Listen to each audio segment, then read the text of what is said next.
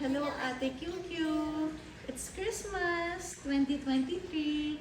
So this is our tree. Okay, it's actually recycled also from last year. But anyway, you see we have a card for you. Okay, here. So I will be reading it out loud for you, okay? My dearest QQ, our Christmas wish is to be reunited with you. We treasure the few minutes given to us this year to see you online.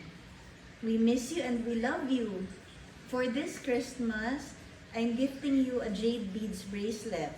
Okay, here it is.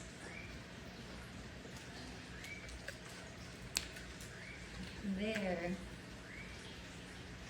Okay. Show your jade also. Oh, baby brother also has various jade collection so that you will also have.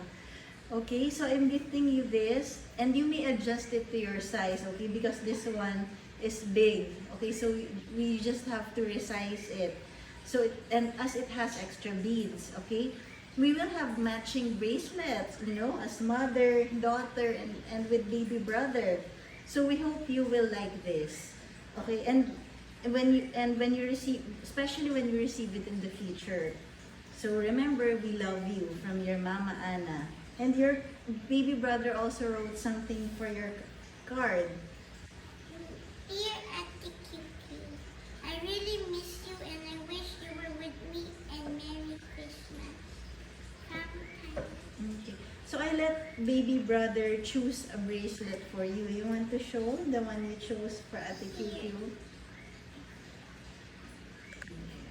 So we hope that someday Ate QQ, we would be able to give this to you and you would be able to wear matching bracelets with us. Alright? We love you and we miss you. I love you, Ate Kiki. Okay. Merry Christmas 2024. Let's say it together.